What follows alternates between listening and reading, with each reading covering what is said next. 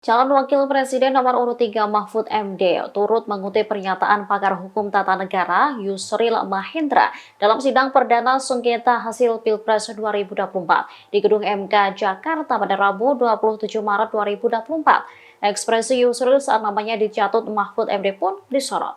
Pernyataan Yusril yang dicatut Mahfud ialah saat meminta MK agar tidak fokus pada masalah angka saat menangani sengketa hasil pemilihan presiden. Mahfud menyebutkan pernyataan itu diucapkan Yusril ketika menjadi ahli pada sidang sengketa hasil Pilpres 2014 lalu.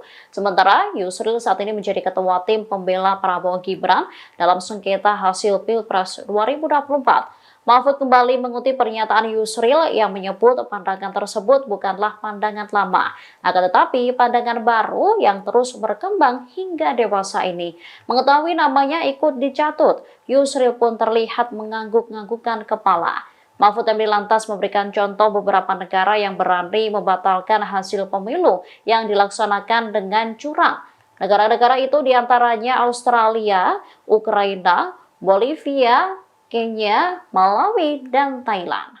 Harian Media Indonesia 7 Juli 2009 menulis editorialnya dengan judul Hormat untuk Mahkamah Konstitusi yang alinea pertamanya dimulai dengan kalimat untung ada Mahkamah Konstitusi.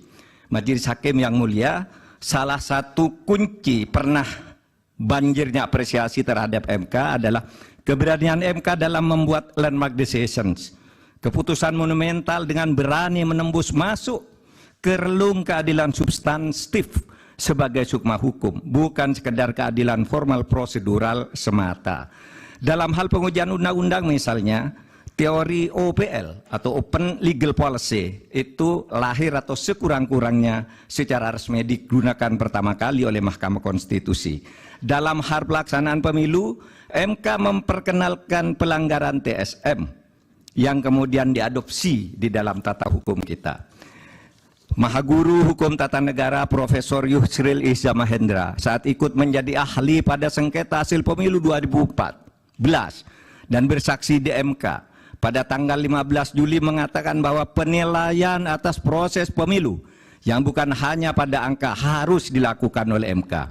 Pandangan ini bukan pandangan lama, melainkan pandangan yang selalu baru, yang justru terus berkembang sampai sekarang.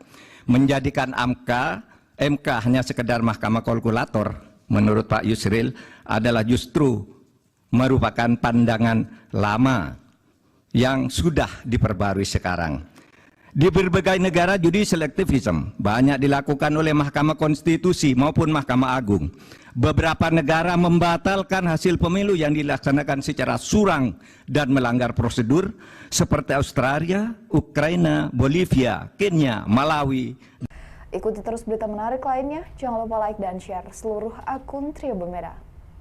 Download Tribun X sekarang, menghadirkan lokal menjadi Indonesia.